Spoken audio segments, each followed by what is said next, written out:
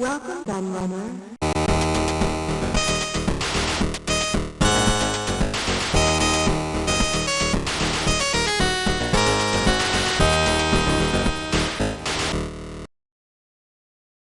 Hello everybody, Q&AK the Laird here, and I've got another hardware review for you.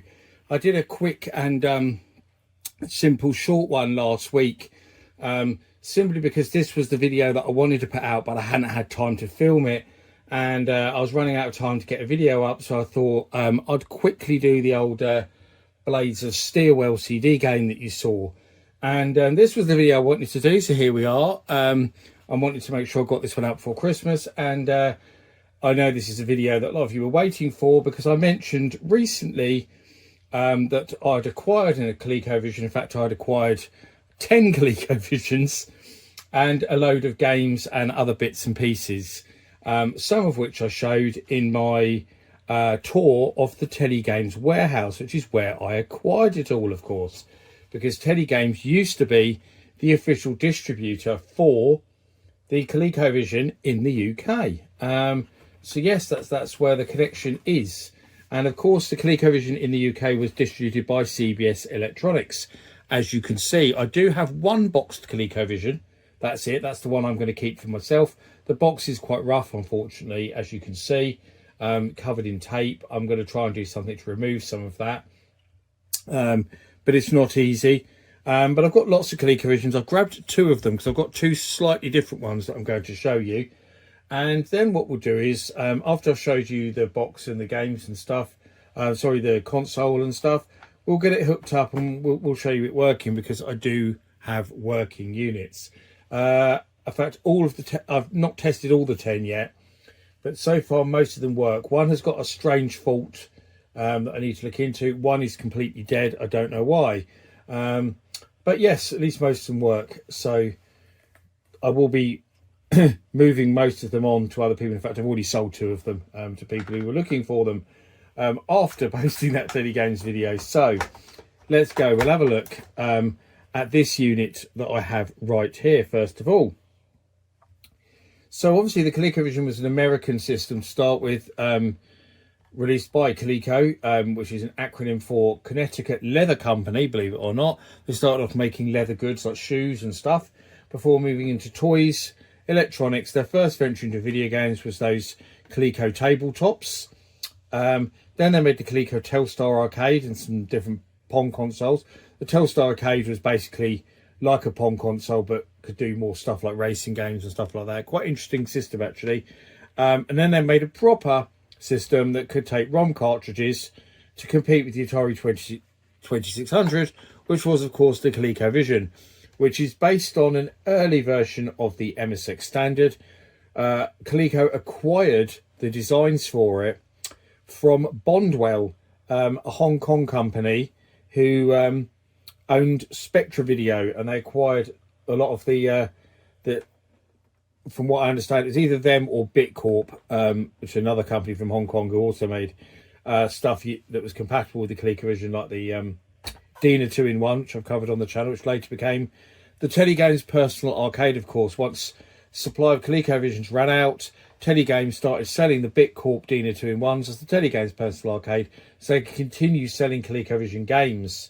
An interesting venture. I've talked about it on the channel before. I'll link a video to that down in the description, because I don't want to go into it too much here, because this is about, this is a hardware review. I'm not doing a full history. I just wanted to give you a bit of background, really. So here's our console. I'm going to move this out of the way for the minute, though, because what I do want to do first is have a look at the box. So let's grab this box for the back here. So the box is, from what I understand, that this is a UK box. Obviously, this is mostly the same, from what I understand, as the American box, apart from it says CBS on it, instead of so nothing really, because the American one is just ColecoVision, and just adds CBS for the European market.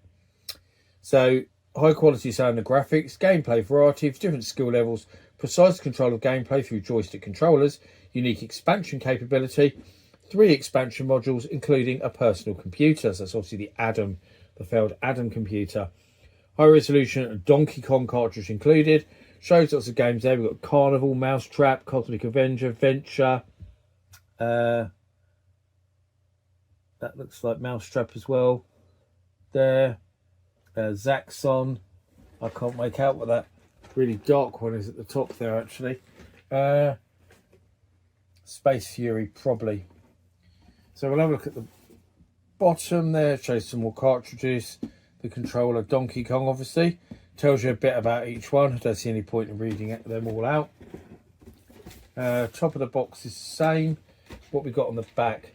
So it shows us some of the games on the back of the box. So we've got Venture, Zaxxon, Ladybug, Mousetrap, Gorf, Cosmic Avenger, Turbo, Donkey Kong.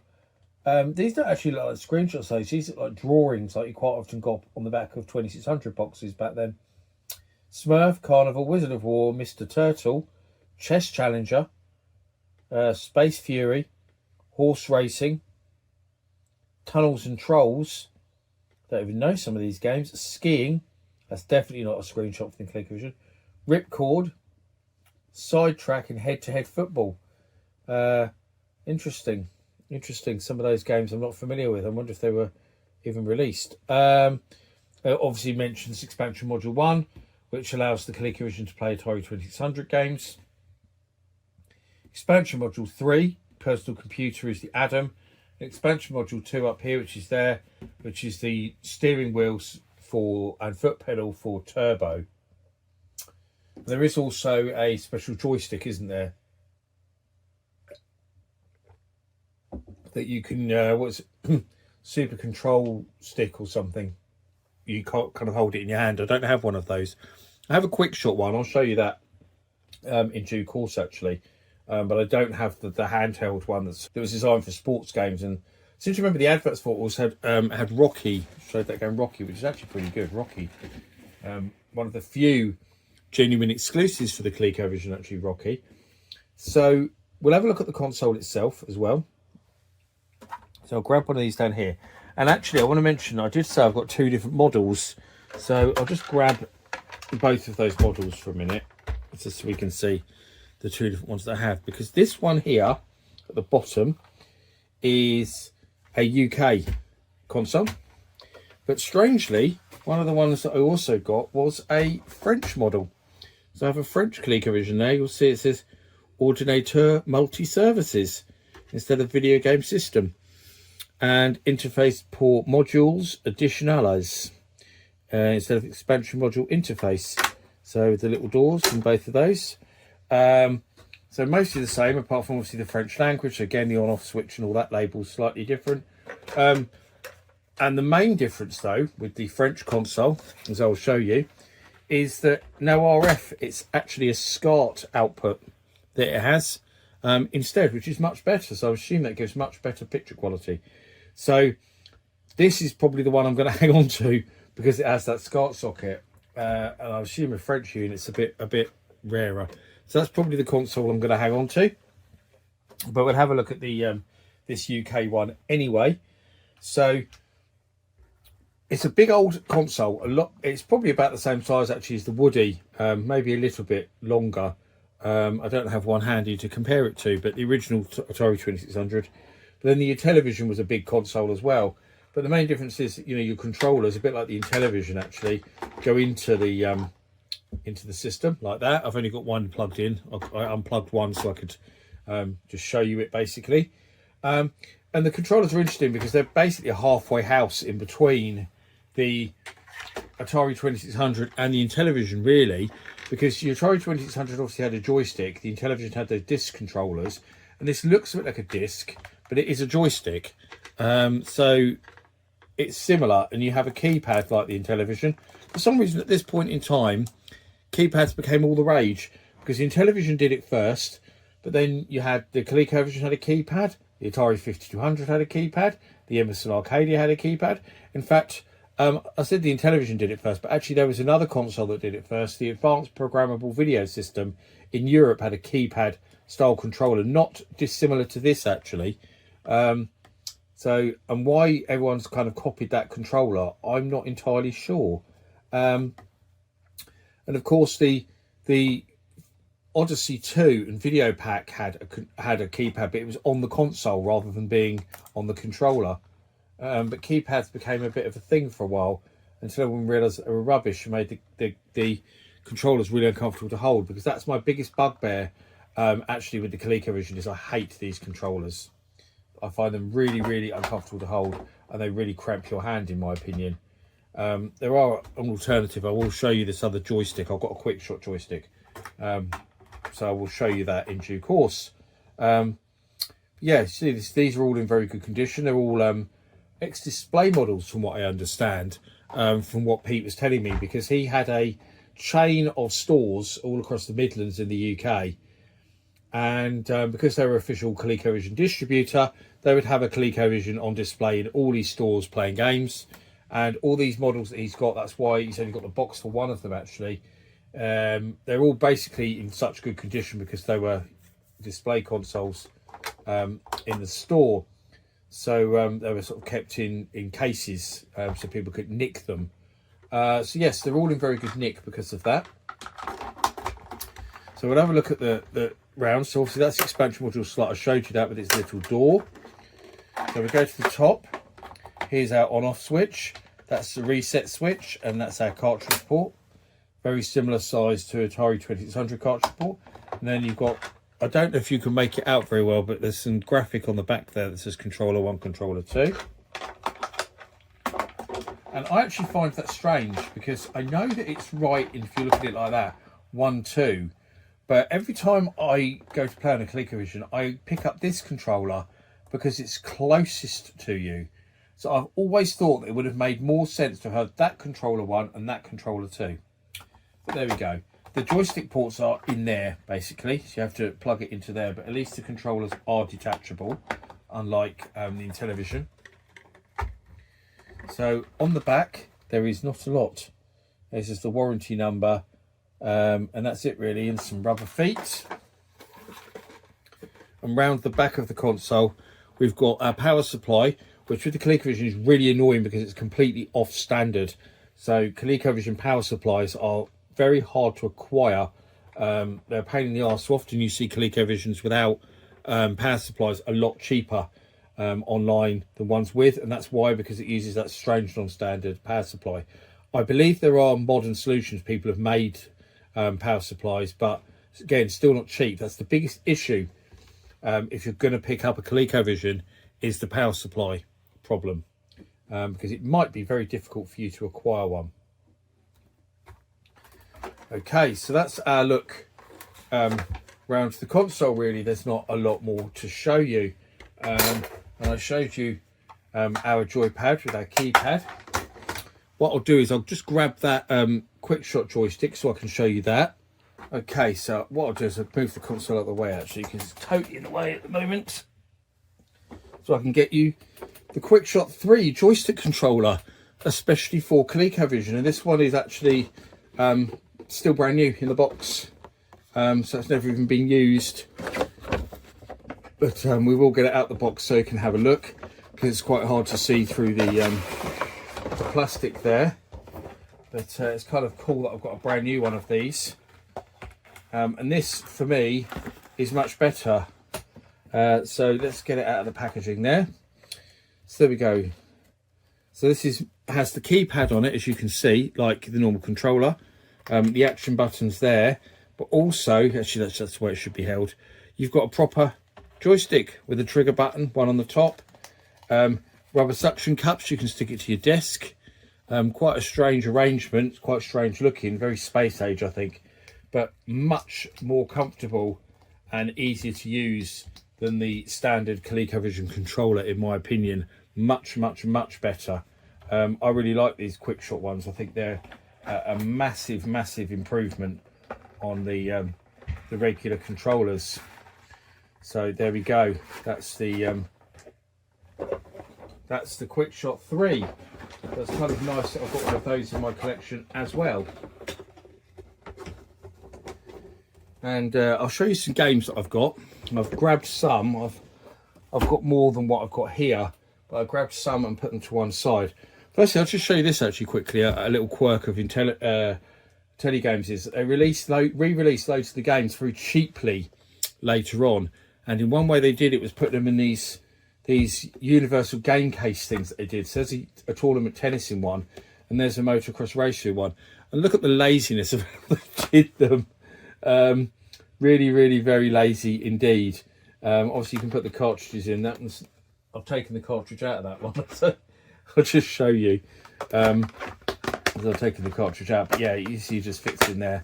You can fit Atari 2600 games in here. I think they sold some 2600 games in these cases as well, like Kung Fu Super Kicks and stuff, some of their own releases. But yeah, very lazy way to sell the games. But they sold loads like that late on in the ColecoVision's life. And there's a tennis, which is strangely printed in blue. I'm not sure why, but I've got a few of those. I've got some other games that are like that as well. I'll just grab these ones from over here because these are official Telegames releases as well.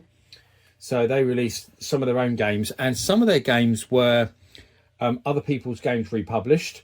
So, for example, Motocross Racer there is a re-release of the Zonox game of the same name, because Telegames bought the rights to Zonox's games, like they did with M Networks, actually re-released those for the Atari 2600. Tournament Tennis, I believe, was an Imagic game, which I think only got a very limited release. And so Telegames picked it up and re-released it. So there we go. I've got a Tournament Tennis there. So it has both Telegames USA and Telegames UK on the back, sort of joint branded. If you're wondering what the deal there was, actually, Telegames USA was originally called Sunrise Games, and they formed out the ashes of Apollo. And they were looking to partner up with someone to get their releases out, but in other countries, and also distribute your games themselves. And they contacted Telegames in the UK, knowing that they were already the official ColecoVision distributor, and they did a deal that Telegames in the UK invested in Telegames USA, bought a half stake in Sunrise Games. They changed their name to Telegames USA. So that's how Telegames USA came about. The UK company is the original one. Telegames USA is still going, actually, but as an independent entity. Telegames UK no longer own any share of Telegames USA, but they allowed them to carry on using the name, which is kind of them. So there we go. That's the relationship between the two companies, in case you wondered. But there's Motocross Racer. So that's another. So that's it's a Zonox re-release. So again, it has both companies on the back. Nice screenshot of the game. The quality of their boxes, as you can probably see, wasn't always the best. They're often a bit cheap and flimsy. Telegames tend to do everything on the cheap, really, and you'll see that. You can see that with the cartridges as well. I mean, there's no box inserts at all to hold the games or instructions in as well, which shows again how cheaply they did them. And you'll always find they've always got these just simple silver labels. You often find that the label is peeling off on the top. That one's not too bad, but most of the motocross racers I've got are like that. Telegames catalogue. Again, look at the cheap instruction manual. In fact, you can see the instruction manual even says Imagic. They've used the original Imagic box art rather than Telegames box art on the cheap printed or photocopied manuals. All Telegames later releases have these really cheap paper manuals. In fact, some of the games that I've been selling have got those, and people have said to me, "Oh, is that the original instruction manual? It looks like a photocopy." It's like, yeah, the originals are photocopies. That's the thing. If you look it up online, you'll find lots of people on forums and stuff discussing that very thing, that they're a bit confused as to why these Telegames releases look like that the manuals aren't real manuals, but in fact they are. It's just that they're photocopies. So what else have I got here? I've got the Telegames re-release of Boulder Dash, which I spoke about in my Telegames video. So that's in a different style box. Actually, it's actually in the box there is the same size as an Atari Jaguar box, because inexplicably with this release inside they used a I'll show you. Telegames used an Atari Jaguar tray, the white trays from Atari Jaguar games.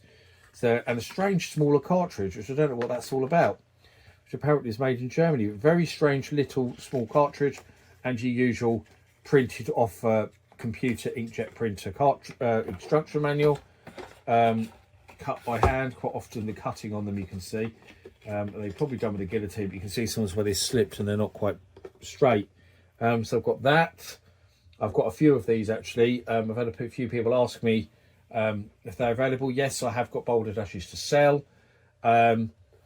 But all the people who contacted me so far have wanted them so stupidly cheap. It's a really rare game. I'm not going to sell them for cheap. Sorry about that, but you know, I did have to pay for this stuff in the first place. I did not get it for free. I had to do a deal with Pete because he wanted to get rid of it all. I've got an Activision Decathlon here, which is in a very nice, big, chunky box. It has this weird kind of lip that goes around the bottom of it, and I assume they stuck that on depending on what version of the game you had, because that says ColecoVision, but underneath it just says Activision. So this has a different type again. There's so many different types of games with this nice plastic tray, the cartridge which fits in sideways like this. There we go. And a strange long manual for Decathlon. So I've got that one there as well.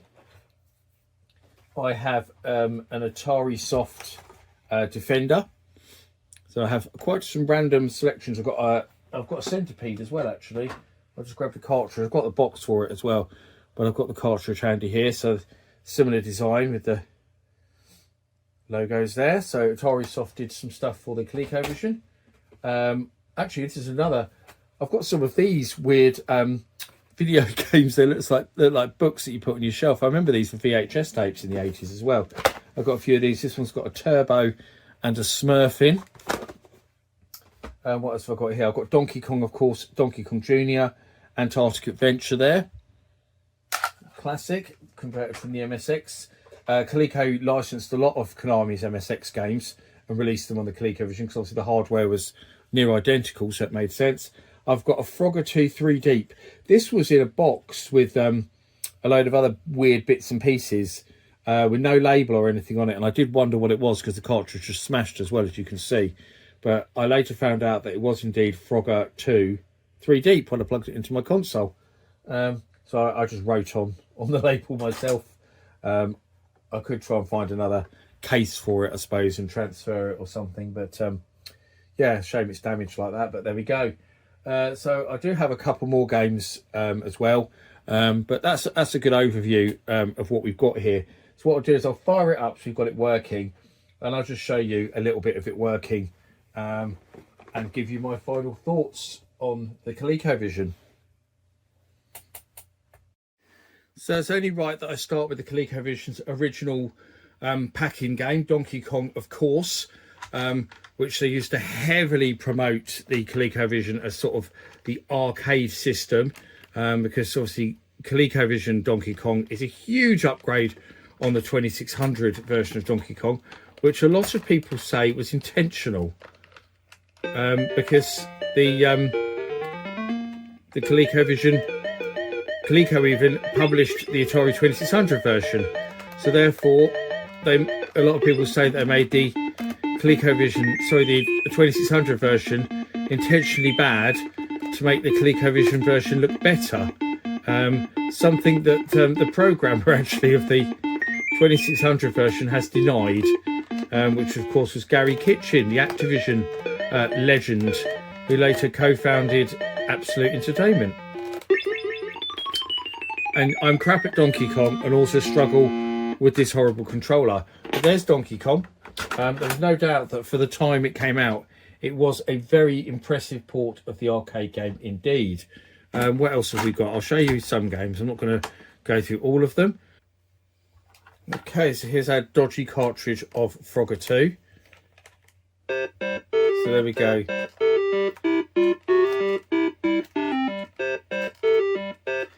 And I've died already. In this one, at least, also at least Frogger could actually go through water. Oh, and I've got a controller that apparently doesn't go left. So I've just discovered that this controller has stopped going left. It was working a minute ago when I was playing Donkey Kong, and now it doesn't want to work at all. So that's really strange. These controllers are notoriously a bit dodgy, so I must see if I've got another one.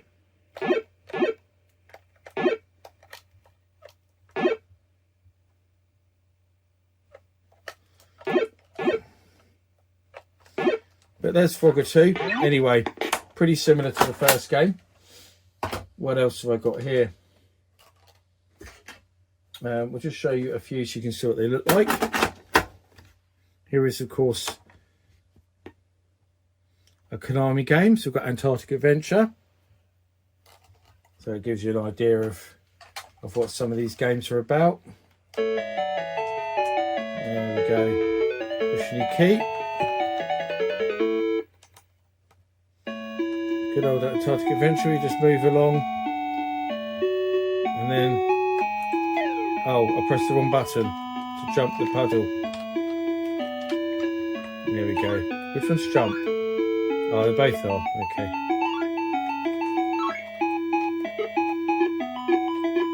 Yep.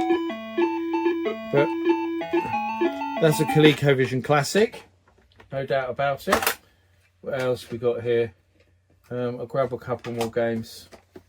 Right, so here we go. Boulder Dash. I thought I'd better show you this one since it's one of the rarer games that I've got. This Teddy Games release. So what does this say? 1 or 2 to start. So press 1. There we go. Let's get going. I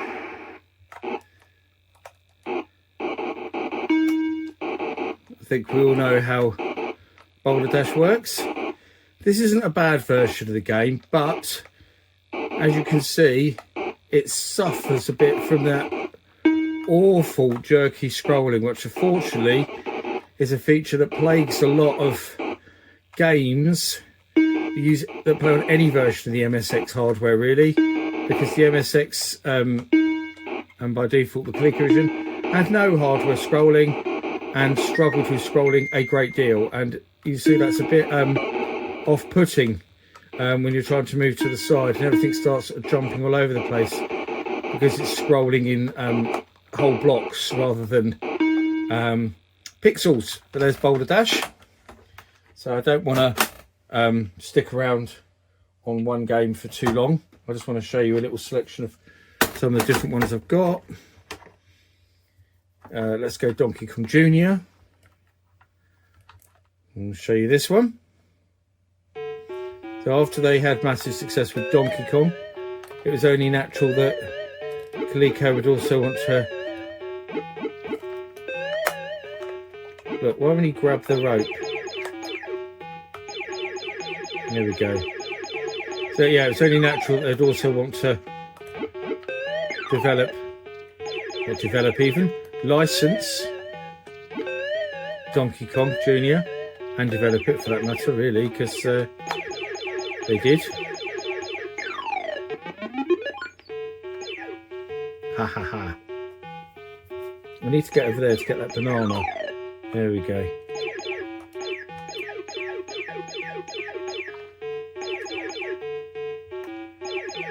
I need to get over here.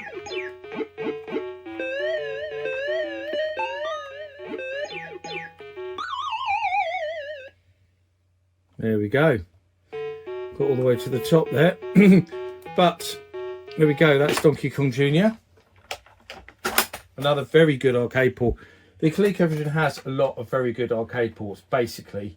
That's a really, really common theme with this system, is that the arcade ports are very good indeed. We'll stick some Smurf on because this is an iconic game. I feel like this one needs to go in. Looks beautiful. I mean, for the time, I think the graphics on this were absolutely stunning. So which one's... Oh, it's up to jump. That's stupid. You've got all these buttons and it's up to jump.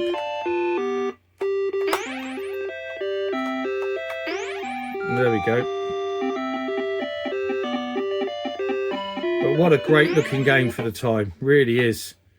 If I did just kill a Smurf. Nice music too.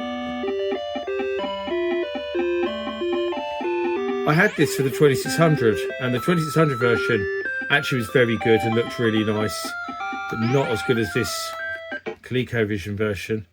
I'm really struggling with these jumps because of the blooming controller. You have to press diagonal to jump. Why would you got all these buttons? Oh, so frustrating. The controller gets in the way of that one. For me at the moment. And here's a bit of Motocross Racer.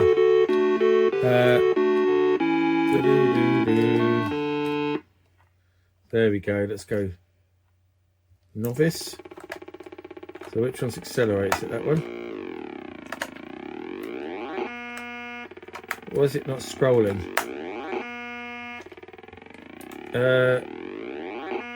That's strange. It's not showing anything on the screen. I've got to change gears. That's why. So I've got to do it on the keypad. You've got to change gears. So I've got to put it to first. Oh, that's my fault because I wasn't changing gears, which you have to do on the keypad. But we'll leave it there. You've seen a little bit of some games. I didn't want to spend too long playing games because otherwise the video could go on forever. I just wanted to show you some of the stuff that that I have there, really, and sort of give you my final thoughts on the system, I suppose. So, I mean, yeah, I actually think in terms of its games, I really like the ColecoVision. I really like arcade games anyway. I spent a lot of time in the arcades when I was younger, and so I appreciate the all the arcade ports of the ColecoVision, and this Activision Decathlon cartridge now won't work. So at least you've seen what the message says when games don't work. It probably needs cleaning. Yeah, it's just not having it, is it, at all? But it's kind of nice to see. Yeah, there we go. But yes, as I was trying to say, it has great arcade ports, lots of them. So if you like these, if you like old 80s arcade games, then the ColecoVision is a brilliant system to have. This one won't start, I'm guessing, because I don't have the driving controller, which is kind of annoying, isn't it? But the in terms of exclusives, it has very, very, very little exclusive games. So there isn't really anything amazing that you can't play on other systems, to be honest, with the ColecoVision. I have done a ColecoVision exclusives video, which I'll link down below, and you'll see that it's quite slim pickings because I literally picked every exclusive for the machine in that video. Funny enough, Teddy Games did a couple of those exclusives, but yeah, there's not a great deal there in terms of exclusives, but it is a really nice system. It has a strong games library in that respect. For me, lots of playable games. I like the fact games have different difficulty levels. There's one thing that just kills it, and I've said this already, it's that controller. I cannot stand the ColecoVision controllers. Although I should have used that quick shot joystick to play the games, but I don't have a desk here to put it on because everything is on this desk, taking up all the room. But that would have been a better way to play it. But there is modern solutions for the ColecoVision controller problem. For example, there are people who have modded Atari Jaguar controllers because it has the keypad to work with the ColecoVision, which is a great idea. I've certainly played a ColecoVision that way, and I think I might look into trying getting one of those. Much better way to play it. But people have also made their own like arcade sticks and stuff like that you can get, which are really, really good. But that's it really. Yeah, I mean, if you're a fan of early 80s arcade games, then the ColecoVision is a great system to have. Loads of good games. If you can get past the controller, or you buy one of the, you know, the solutions that I've just talked about, you can have a hell of a lot of fun with this machine. And I should also mention the homebrew community for it is amazing. There is so much incredible homebrew for the ColecoVision, not just original games as well, because of the benefit of the hardware, basically being MSX compatible almost. People have converted tons of MSX games to run on the ColecoVision, although a lot of them do need the expansion module for the extra RAM, the super expansion module. So you do need that to play a lot of them, but there are still some stunning homebrews out there that will play on a regular machine. So yeah, in general, the ColecoVision is a brilliant console that I have a lot of time for. I just hate these original controllers because they're blooming awful. But yeah, it's definitely a console that you should add to your collection, as I say, if you're a fan of early 80s arcade games in particular. But I hope you've enjoyed my look at the ColecoVision anyway. I thank you for watching. Let me know your ColecoVision memories and stories down below, and I'll see you all again for another video very soon. Bye bye.